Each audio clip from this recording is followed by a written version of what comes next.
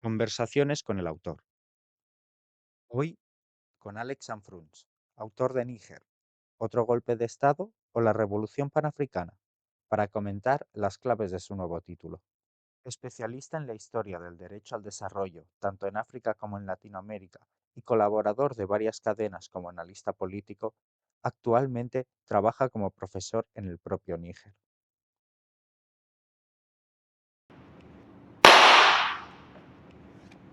Estamos aquí para hablar de este libro, Níger, otro golpe de Estado o la Revolución Panafricana, escrito por Alex Sanfruns. Alex es un veterano, activista veterano a pesar de su juventud, como puede verse, ¿no? Que ha estado luchando primero en Bélgica, luego en Francia y ahora desde Marruecos, donde está impartiendo clases. Y se ha interesado ya desde hace mucho en temas africanos, ¿no? Habías trabajado con un autor en una revista, no recuerdo muy bien, pero creo que tenías un pasado en relación con los temas africanos, ¿no? Sí, digamos que he estado trabajando en lo que es la lucha en la batalla de la información. Estuve pues en Bélgica, yo he vivido en el norte de Francia unos 10 años y en Bélgica pues me uní a un proyecto de una asociación que trabajaba pues sobre todo en desmontar los conflictos a través del análisis de la propaganda de guerra. En aquella época pues llevé a cabo un proyecto con Olivier Denkop, que es un periodista de Camerún, que se llamaba el Journal de l'Afrique. Era una publicación mensual en la cual pues, no se podía cubrir toda la actualidad africana, pero sí que las principales tendencias de ese periodo, entre el 2014 hasta el 2019, fuimos capaces un poco de ir analizando y mostrando lo que se estaba gestando en la actualidad en diferentes países. Recuerdo que se había trabajado en particular sobre la intervención francesa en Centroáfrica, que bueno, fue uno de los conflictos importantes, pero también bueno, pues, entrevistamos a unas cuantas personalidades, analistas, economistas de diferentes países y bueno, muchas de las cosas que estaban en juego, que ya se estaban, digamos, poco a poco materializando las ambiciones, las esperanzas de los pueblos, ya que, bueno, en el Estado español, digamos, en el mundo hispanófono, no hay mucha información quizás sobre esas cuestiones, pero en Francia, en Bélgica, Suiza, hay toda una diáspora de origen africano, que es francófona, y entonces lo que estaba en juego era crear esos puentes, ¿no? de la información a nivel de lo que estaba en juego. Y eso es lo que has pretendido hacer con este libro, centrado básicamente en Sahel, aunque específicamente es Níger. El tratado aparecen también Burkina Faso, aparece Mali, aparece toda la problemática de la zona. Empecemos. Hablas aquí de golpe de Estado. El golpe de Estado para la izquierda siempre ha sido algo que hemos condenado. Ahora estamos hablando, en el caso de los 3 países del Sahel, de golpes de Estado democráticos. ¿No es eso un oxímoron? Claro, lo que he tratado de explicar es, a partir del caso de Níger, es el hecho de que ese golpe de Estado tiene un apoyo popular. Eso es lo que para mí cambia completamente el enfoque y es lo que quizá pues, permitiría de justificar esa idea de democracia. Es decir, democracia en un sentido amplio, en un sentido de desarrollo de la potencialidad de los pueblos. Esa democracia es algo que las condiciones se tienen que crear. El golpe de Estado en sí es simplemente la toma de poder por parte del CNSP, que es un Consejo Nacional para la Salvaguardia de la Patria, y son altos mandos del ejército de Níger que deciden tomar el poder y derrocar al antiguo presidente Mohamed Bazoum. Ahora, lo que es más importante para mí era, en primer lugar, tratar de comprender por qué el pueblo se movilizó con tanto entusiasmo para defender a esos, bueno, supuestos golpistas que, como lo decías, al tener en cuenta pues, su trayectoria militar, pues desde un punto de vista eurocéntrico tendríamos la tendencia a pensar que no están ahí para defender los derechos de los pueblos. Ahora bien, si no se comprende todo lo que ha sucedido en esos países, en particular, yo decidí hacer también un balance de las políticas de los anteriores gobiernos, en particular Issoufou y luego Mohamed Bazoum, que fue el presidente derrocado, y constaté que eran políticas neoliberales, que el FMI pues, estaba imponiendo su agenda, por lo tanto, desmantelando el Estado, desmantelando las posibilidades de que un país del sur, en este caso Níger, con cifras alarmantes de extrema pobreza, pues pudiese salir de ese yugo. Bajo esa democracia formal, bajo ese presidente que se suponía que había que salvar por todos los medios posibles, incluso justificando una intervención militar, bajo ese gobierno la democracia no era algo realmente vivida por los pueblos.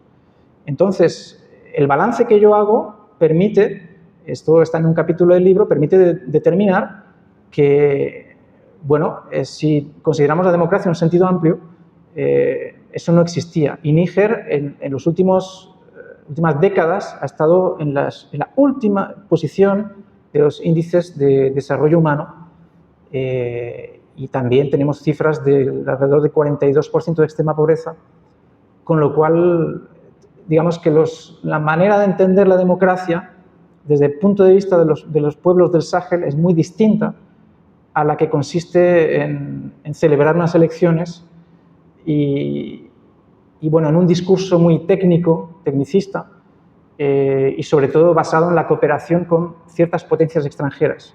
Entonces, las realidades propias del continente africano, del Sahel, de Níger, deben tomarse en cuenta. Hablas de pobreza extrema. Sin embargo, Níger es uno de los principales depósitos de uranio del mundo. De hecho, gran parte del uranio que recibe Francia procede de Níger. Se ha encontrado petróleo.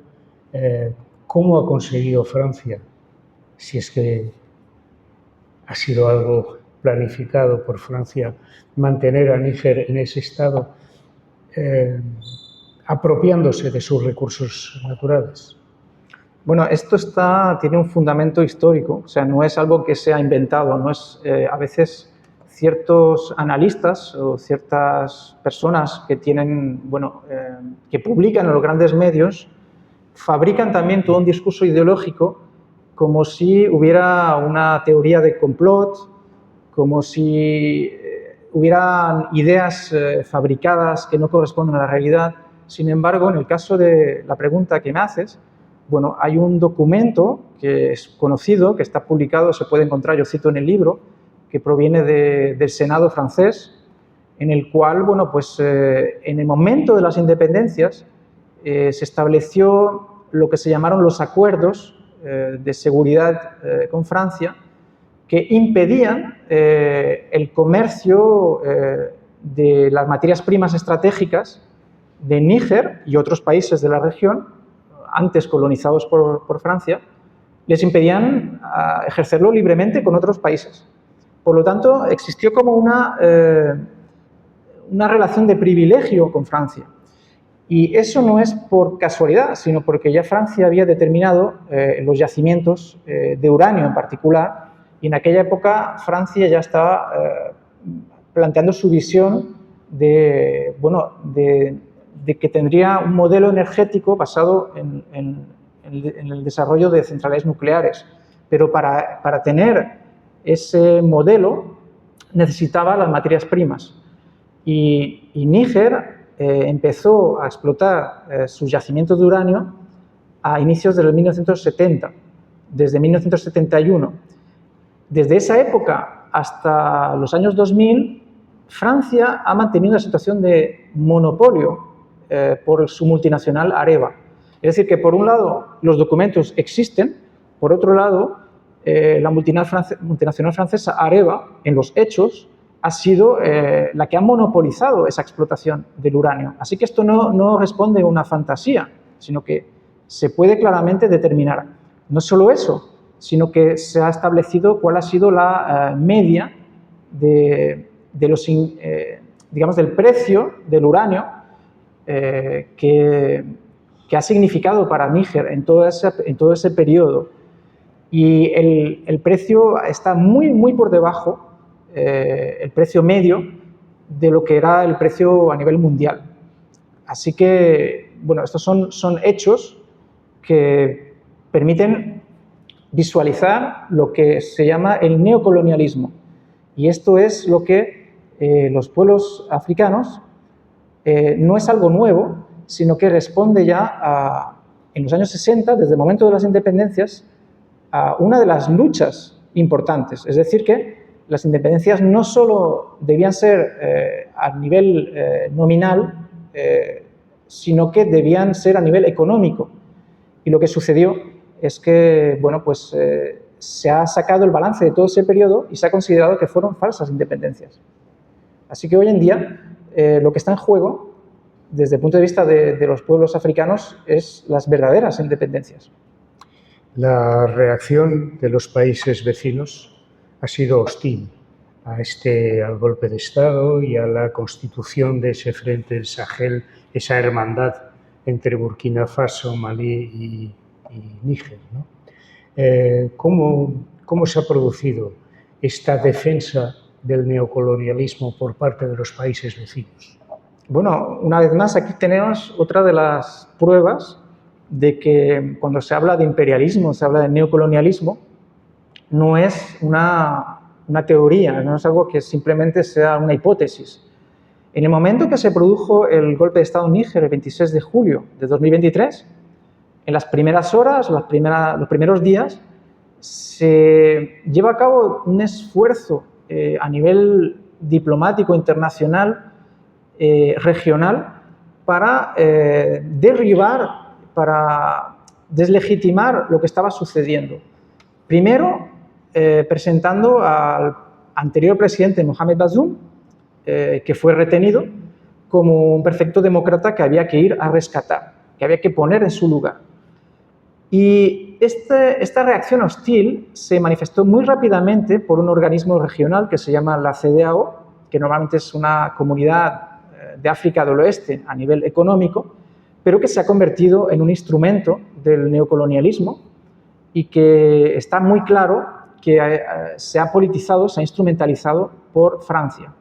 Francia hizo que la CEDEAO defendiese un bloqueo, un sistema de sanciones ilegales total. Es decir, el bloqueo fue total. Por ejemplo, Nigeria, que es el país vecino, es el país que le provee con electricidad a Níger, del orden del 70%. O sea, Níger es un país muy dependiente, por ejemplo, en energía eléctrica.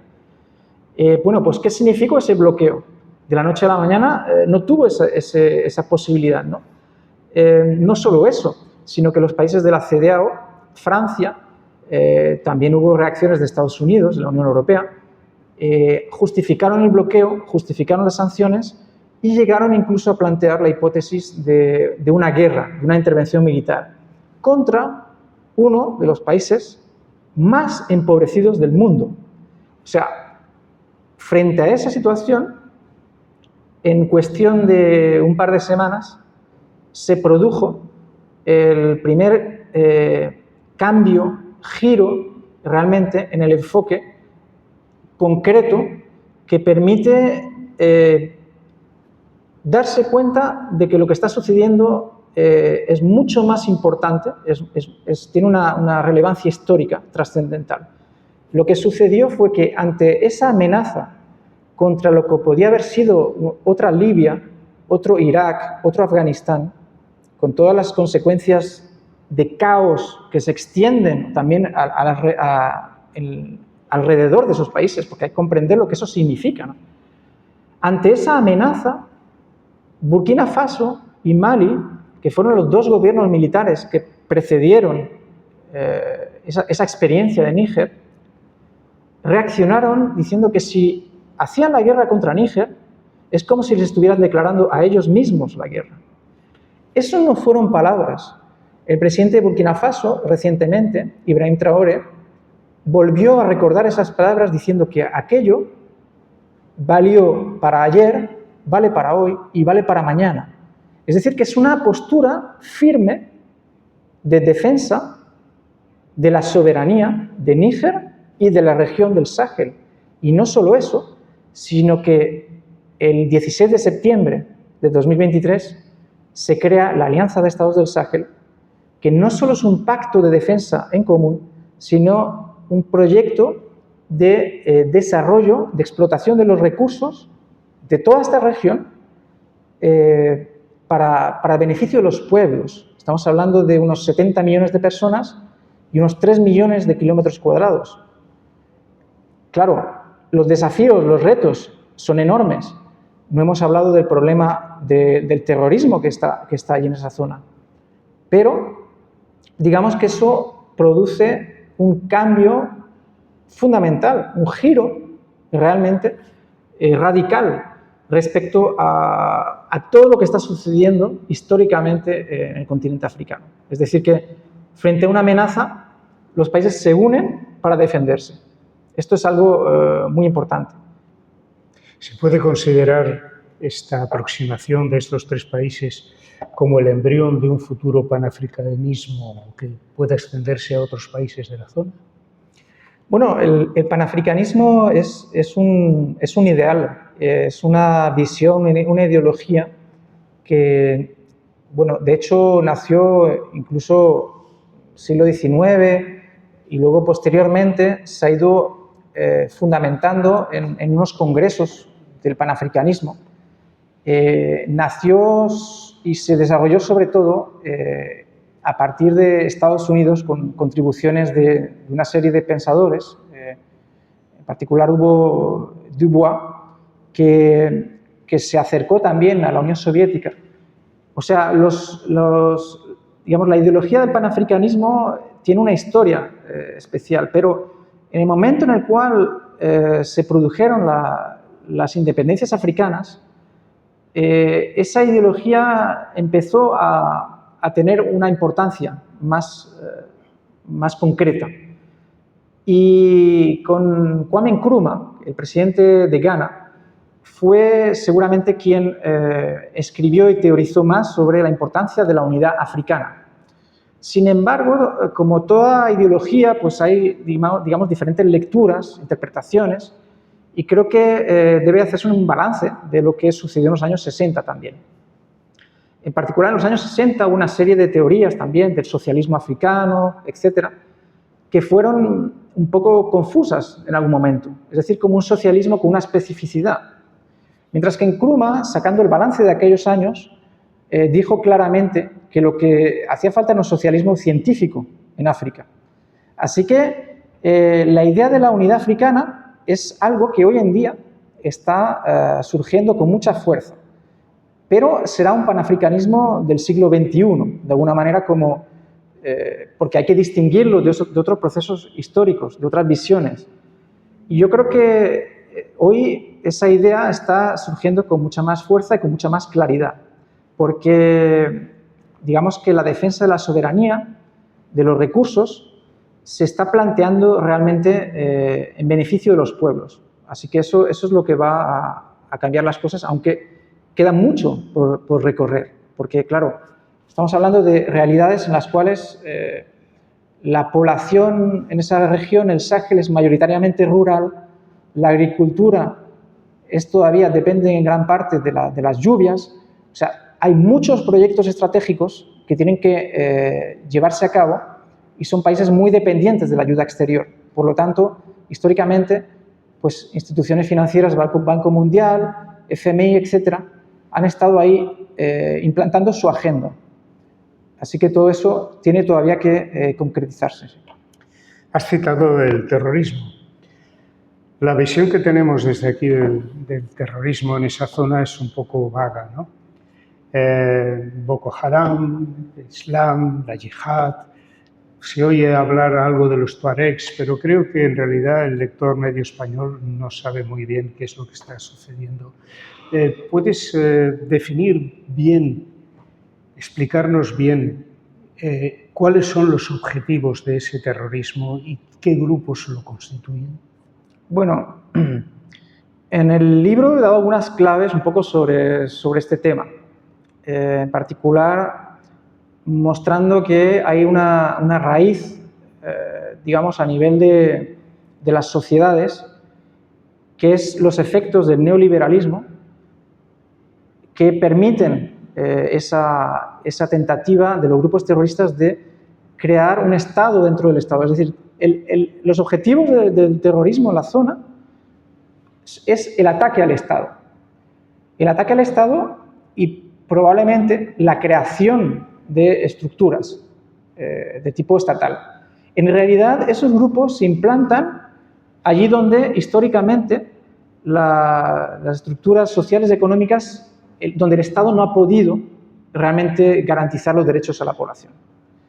Esto es una realidad objetiva, pero también lo es que el desarrollo de ese terrorismo como fenómeno reciente ha sido impulsado en gran parte por la invasión de la OTAN en Libia. Esto está perfectamente documentado. Altos mandos militares del ejército imperialista francés lo han dicho, así como el antiguo presidente de Mali también. Y bueno, muchos analistas y líderes sociales han, digamos, determinado que el paso de armamento y de grupos en particular armados a través del desierto por Argelia, que venían de Libia, iniciaron esa desestabilización en el norte de Mali. Esto lo explico en el primer capítulo del libro, porque es importante determinar toda esta historia, ¿no? Y la cuestión es que hoy en día está habiendo un giro también en el enfoque de la lucha contra el terrorismo. El presidente de Mali, Assimi Goïta, un coronel que desde el punto de vista de la propaganda, bueno, pues son dirigentes, ¿cómo decirlo?, de alguna manera demagogos, populistas o no sé qué, ha expresado esta nueva visión. Ha dicho claramente que hay tres tipos de terrorismo. Dice que hay el terrorismo de los grupos armados, pero también hay el terrorismo económico y también el terrorismo comunicacional. Así que la visión de la lucha contra este fenómeno es nueva y ya no es unidimensional como lo estaba ejerciendo la presencia militar extranjera, en particular francesa.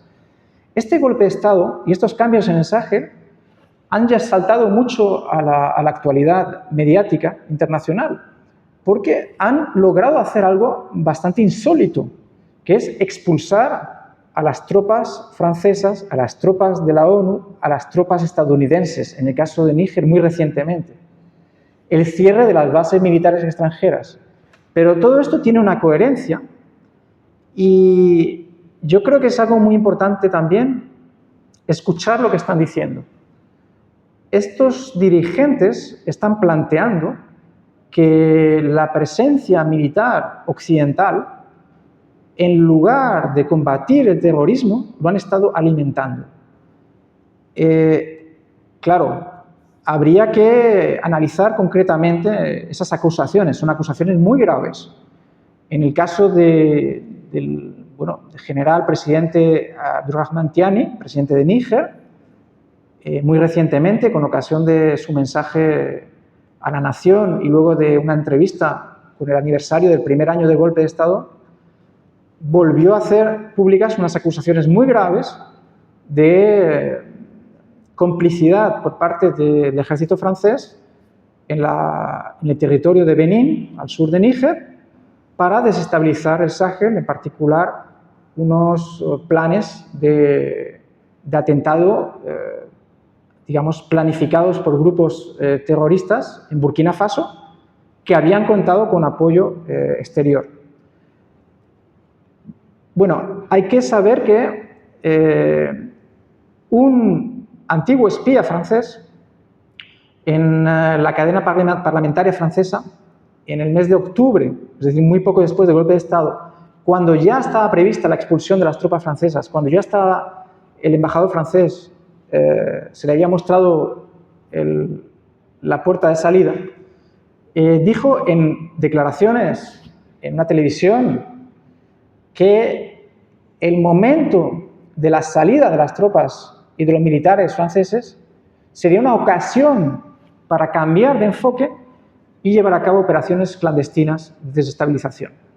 Bueno, se puede considerar que eso es una voz aislada, pero también se puede considerar que debido a la trayectoria de ese personaje, bueno, son prácticas que por su naturaleza están en la sombra, pero que los especialistas en historia han podido determinar. Yo quería citar una frase aquí, por ejemplo, del antiguo ministro francés de Asuntos Exteriores, para comprender que estas acusaciones, de alguna manera, son asumidas a uno de los niveles más altos, ¿no? Como es el antiguo ministro Dominique de Villepin. Porque él dijo en septiembre de 2014, es hora de que Estados Unidos y Europa saquen las lecciones de la experiencia. Llevamos 13 años multiplicando las intervenciones militares, Afganistán, Irak, Libia y Mali. En 2001 había un foco de crisis terrorista central, hoy hay cerca de 15. En otras palabras, las hemos multiplicado. ¿Por qué? Porque hoy el Estado Islámico es el vástago monstruoso de la inconstancia y la arrogancia de la política occidental. O sea, que Dominique de Villepin había considerado que los grupos terroristas con ambiciones realmente de crear un Estado y consolidarse eran el resultado de las políticas occidentales, es decir, de la OTAN, es decir, de Estados Unidos. Y Francia ha entrado, digamos, a contribuir en el Sahel, mediante la intervención en Mali, en esas políticas que son responsables, en cierto modo, del desarrollo de ese fenómeno del terrorismo, indirecta o directamente. Eso es algo que los especialistas, bueno, de la historia más tarde tendrán que investigar. Hay voces que reprochan a estos nuevos gobiernos una supuesta voluntad de sustituir la presencia militar francesa, incluso estadounidense, porque creo que queda alguna base todavía abierta de Estados Unidos en algún país, sustituirlos por tropas rusas, más o menos oficiales. ¿Qué hay de verdad en eso? Bueno, hay que considerar en primer lugar que desde el punto de vista africano, esa posibilidad no, en estos países del antiguo espacio, área de influencia francófona, pues siempre, cada vez que habían tratado de ampliar sus socios, habían recibido golpes de Estado. El caso del primer presidente Amani Diori es significativo. En 1974, poco después de hacer un acuerdo de defensa con Libia, también hubo relaciones con la Unión Soviética, recibió un golpe de Estado militar sanguinario, porque hubo varias muertes, en particular la esposa del presidente Diori. En la década del 2000, en otro periodo en Níger, Mamadou Tanja, también un presidente importante que tuvo un mandato de 10 años, también fue derrocado por un golpe de Estado después de haber ampliado los socios comerciales, en particular China, pero también había realizado, digamos, trabajo diplomático para otros países y había pues posibilidades de apertura hacia Irán, etc. Yo creo que hay que considerar algo importante. Estamos en un ambiente, en una atmósfera rusófoba, en la cual se están integrando como una cosa natural la estigmatización la diabolización de un Estado como el de Rusia. Parece que todo lo que sea ruso o todo lo que tenga que ver con Rusia es problemático. Ahora bien, yo en el libro tengo un capítulo sobre Rusia en el que digo las cosas como son y no hay ninguna autocensura. Pero es muy importante tener en cuenta un elemento. En primer lugar, que cuando hubo esfuerzos por parte de los estados africanos, hubo mucha desestabilización, pero sobre todo que en la época contemporánea, tras el conflicto en Ucrania, se ha tratado de que se votasen sanciones contra Rusia. Bueno, los estados africanos han decidido, con total soberanía, no aplicar sanciones a Rusia. Por lo tanto, que nos guste o no, que a la gente se les meta en la cabeza que sea malo comerciar con Rusia o tener desarrollo de relaciones con Rusia o no, el hecho es que los pueblos africanos y sus dirigentes, desde Etiopía hasta Marruecos, pasando por, por Burkina Faso, están no solo a favor del desarrollo de relaciones con Rusia, sino que también están adoptando proyectos de desarrollo de centrales nucleares con la cooperación tecnológica rusa. Es decir, que esto es una realidad bastante importante, que desde la óptica eurocéntrica no se nos permite ver. Así que a ese nivel, por otro lado, la historia de Rusia con el continente africano no es la misma que el colonialismo francés o británico con el continente africano. Por lo tanto, la percepción desde los pueblos africanos es que es posible establecer relaciones de mutuo respeto y de ganancia, de beneficios. En el ámbito militar es donde la propaganda de guerra de la OTAN centra, digamos, su esfuerzo en deslegitimar esa cooperación entre los países del Sahel y Rusia. Pero una vez más, los países del Sahel, estos gobiernos apoyados por los pueblos, han sacado la lección de una estrategia militar fracasada. La intervención militar francesa en Mali desde el 2013 hasta que se da el golpe de Estado de Assimi Goïta en agosto de 2020 ha sido un fracaso. Por lo tanto, es natural que los dirigentes nuevos estén diciendo ahora, hasta aquí ha llegado esa cooperación en el ámbito militar con las potencias occidentales, con la ONU, etc. No nos han permitido resolver el problema de la soberanía territorial y ahora vamos a ejercer otro tipo de cooperación con otros socios. Ahora, pongamos el caso de Mali, puesto que es uno de los temas del primer capítulo.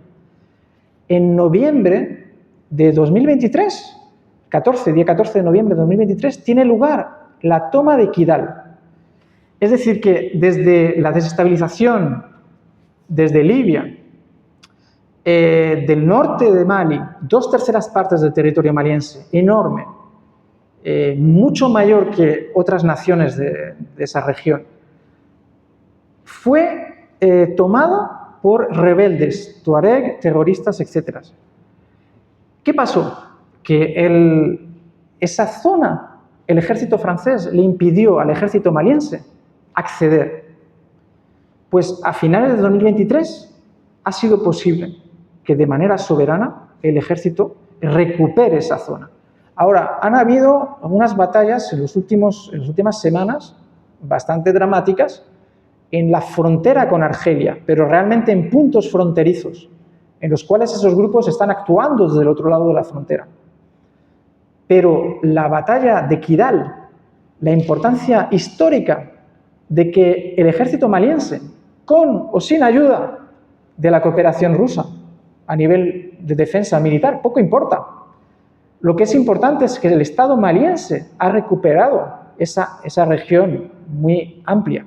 Digamos, es una victoria simbólica también que permite que los pueblos africanos retomen su dignidad, de que no son dependientes a nivel de grandes y costosas operaciones a nivel de, digamos, de intervenciones militares exteriores se han revelado un fracaso, y la cuestión es que, como yo planteo en el libro, hay muchas informaciones que se pueden establecer sobre Rusia, muchas de las cuales explico en el libro para no ser ingenuos, en particular la importancia del comercio de armas de Rusia con el continente africano, pero en ese sentido no es que Rusia esté detrás moviendo los hilos, dirigiendo, sino que Rusia está al lado de esos dirigentes, permitiéndoles avanzar en sus objetivos históricos. Y en el terreno económico, ¿cuál es la presencia de China en la zona? Bueno, China, en el caso de Níger, por ejemplo, ha sido el segundo socio.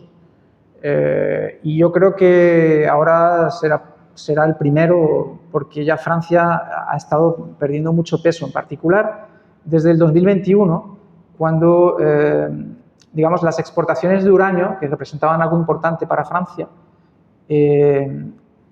se perdió una parte importante con el cierre de una de las minas, la mina de Cominac, porque hay varias minas. Digamos que el papel de China no está estudiado en este libro, pero sí que hay algunas cosas importantes que están explicadas, que son significativas. En particular, el antiguo ministro de Industria francés, Montebourg, explica, y lo cito en el libro, cuál fue la estrategia de Francia frente al avance de la influencia china. Y había, por ejemplo, la financiación de unas, digamos, unas vías férreas para poder hacer transitar también para exportación de materias primas. Bueno, pues aquello fue construido por una multinacional francesa que era Bolloré, en unas condiciones que yo explico en el libro, porque han habido escándalos, ha habido un juicio en un tribunal por irregularidades, porque es un trayecto que es transfronterizo entre Níger y Benín. Digamos que hay la presencia multinacional francesa que ha estado en competición con China. Y hay un caso importante que está explicado en el libro en ese caso, pero hay otro tema que es la construcción de una refinería de petróleo.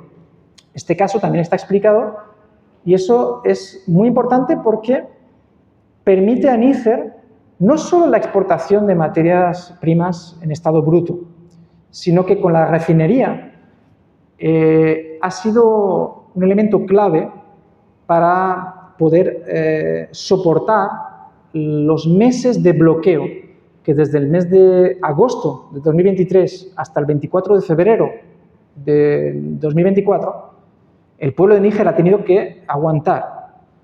Como decía, cortar gran parte digamos, de los recursos energéticos. 70% de la electricidad que venía de Nigeria ya no fue accesible. Así que el carburante, en particular, permitió pues, aportar, digamos, esos recursos a nivel energético. Y esa refinería de petróleo fue financiada con capital chino. Fue una visión estratégica del presidente que fue derrocado, Mamadou Tanja.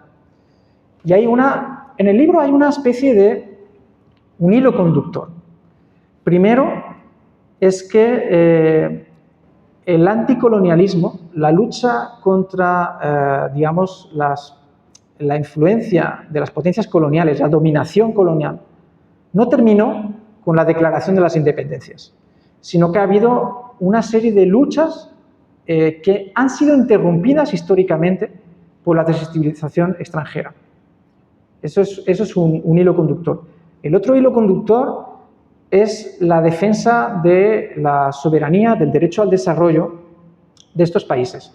Es decir, sería ilusorio pensar que la situación de estos países es algo que se produce por su incapacidad congénita, por su tendencia, no sé.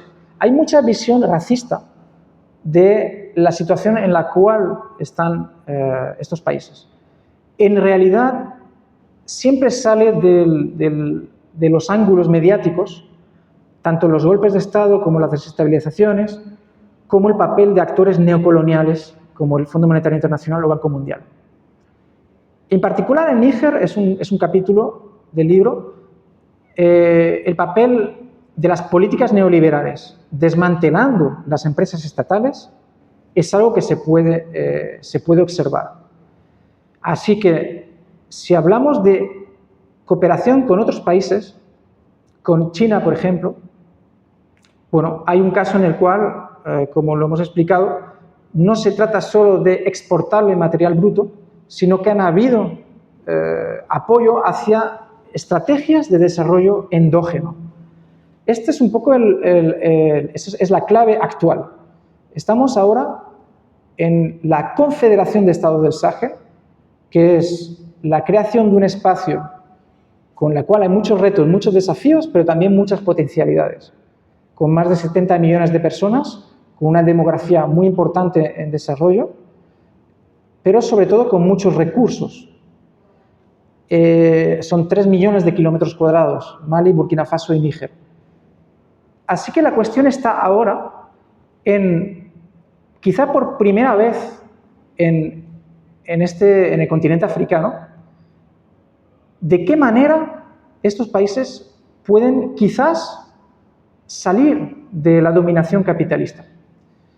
Y el economista egipcio Samir Amin explicó que la única vía para realmente contrarrestar y poder salir de esa dominación capitalista en esa región del mundo era la creación de bloques regionales. Y ahí entra pues esta idea de la unidad panafricana. Porque de manera aislada son economías que están basadas en la exportación de ciertas materias primas. Y la modernización de la agricultura, la industrialización, la transformación de las materias primas para darle un valor añadido, todo esto no es que hayan sido incapaces de hacerlo, se les ha impedido de manera sistemática hacerlo. Hoy en día, ellos tienen esta visión. Si uno se acerca a intentar comprender lo que está en juego, es quizá mucho más importante desde el punto de vista de la izquierda, lo que podríamos llamar la izquierda, de las fuerzas anticapitalistas, progresistas en el mundo. Es mucho más importante de lo que hemos podido ver en otros casos. No solo se trata de una lucha de liberación nacional, sino que hay un intento realmente de cuestionar el sistema capitalista y sus actores. Sabemos que los planes del FMI, era el programa de ajuste estructural, se basaba en recortar completamente las capacidades del Estado. En estos casos, el Estado está siendo utilizado en beneficio de las clases populares. Así yo creo que es importante desde los países del norte pues, acercarnos a estas realidades. ¿Crees que puede haber un cierto efecto contagio en los países que están próximos cultural o geográficamente? Pienso Senegal, la propia Nigeria, que ahí eso sería una conmoción, ¿no? Si en Nigeria se produjera un avance en estas ideas. ¿Crees que hay alguna posibilidad en el futuro más o menos próximo? A nivel de la visión que defienden estos gobiernos, las poblaciones de esos países están en perfecta sintonía. A nivel de las fuerzas políticas o de los actores que puedan llegar a dirigir esos estados, es un poco más complicada la cosa. Si, por ejemplo, vemos la historia de Mali, Mali es sintomático, pero es muy, muy similar a estos países de África del Oeste. Habían centenares de partidos políticos, centenares. Eso permitió avanzar a la democracia. La democracia significa que hayan miles de partidos políticos, cada uno prácticamente con la misma visión. Lo que está sucediendo aquí es que son, para decir las cosas claramente, son militares que toman el poder. En el caso de Mali, bueno, la relación con las fuerzas políticas no es sencilla, como mínimo. La relación, por ejemplo, con ciertos actores de lo que podríamos considerar clase media, en Burkina Faso, en Mali, no son sencillas, por decirlo así. No se trata de ocultar nada, o sea, hay detenciones que podrían considerarse de alguna manera bastante cuestionables desde el punto de vista democrático. Pero a nivel de la visión que están desarrollando estos gobiernos, lo que está sucediendo es que probablemente, solo puedan ser los ejércitos quienes sean capaces en esta región de hacerle frente al imperialismo.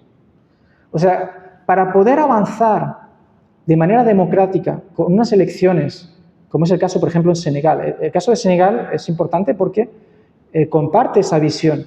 Antes de llegar al poder, Diomaye Faye y Ousmane Sonko, que son los nuevos dirigentes de Senegal, fueron reprimidos durante más de un año, encarcelados.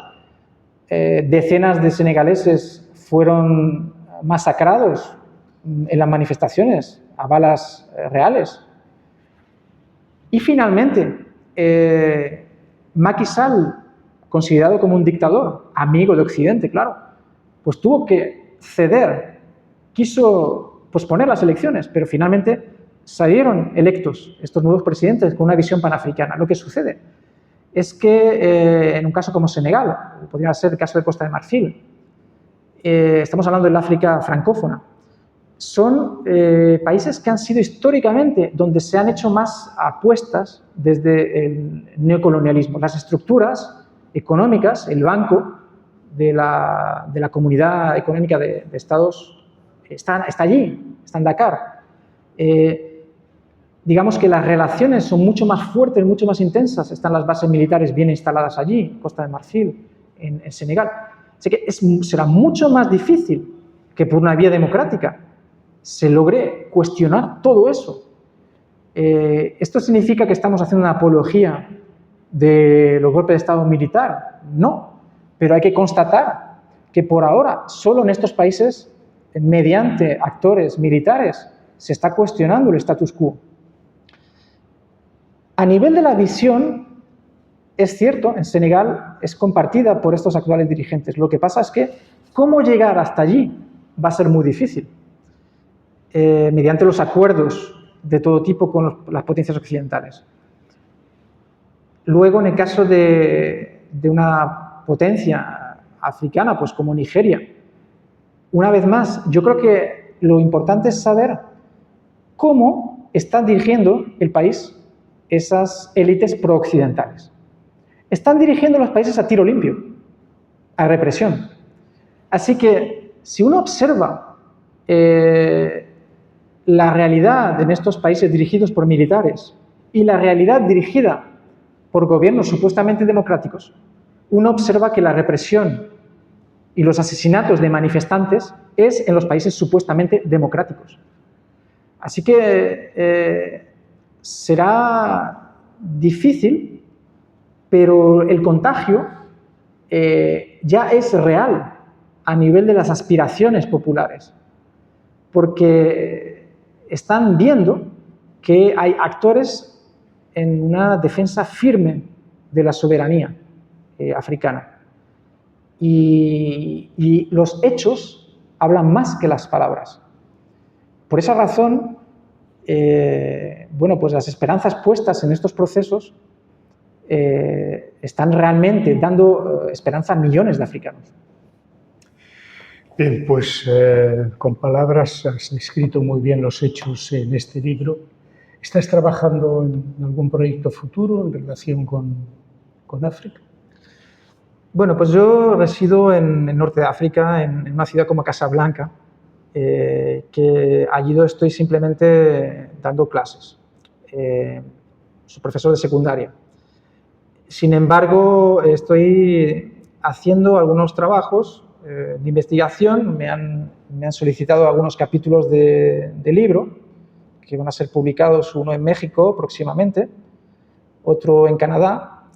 Hay la traducción de este ensayo va a ser publicada en una quinta edición, es decir, estamos hablando de que la edición española fue la primera, luego hubo la edición venezolana casi simultáneamente, y ahora pues está en Cuba próximamente, en Estados Unidos y en Níger. Así que digamos que tiene un recorrido ya interesante para una obra que en principio parecía coyuntural.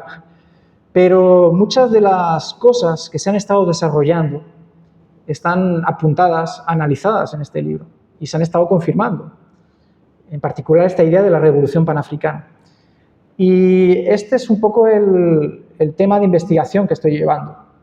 Es decir, más allá del caso de Níger, ya en lo que está apuntado en el libro, con todas las condiciones, va a estar desarrollándose mucho más en los próximos meses con la Federación de Estados del Sáhel, que ahora estamos en una fase intermedia, pero esa federación se va a concretizar rápidamente, seguro.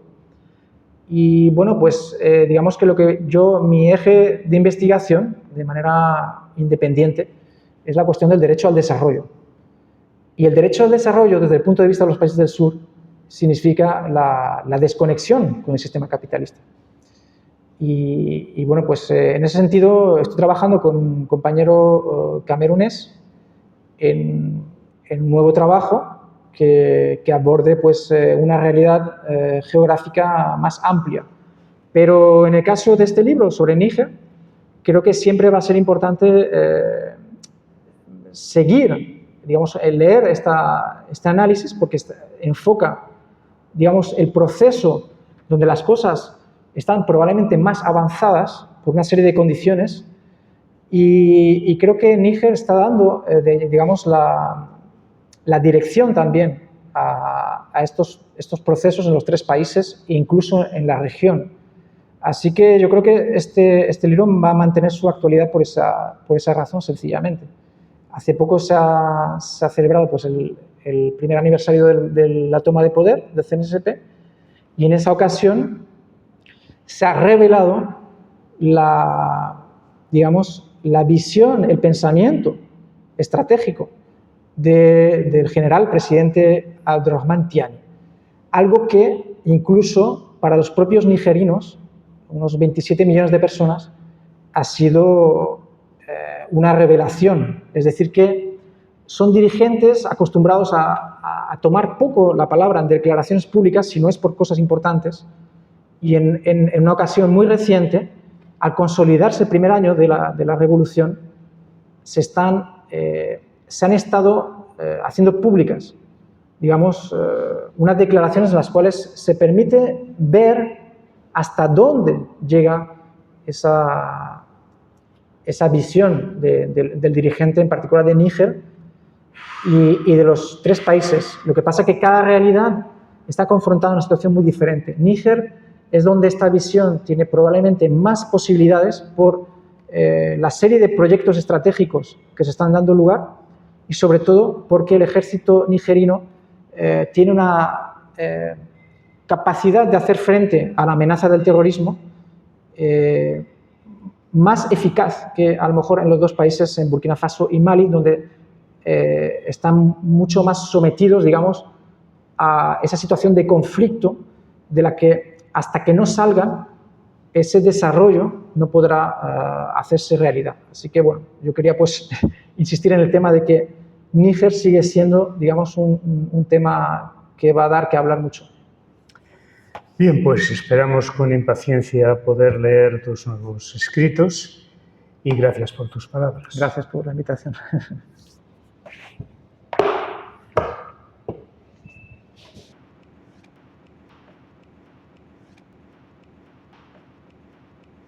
¿Cuánto rato?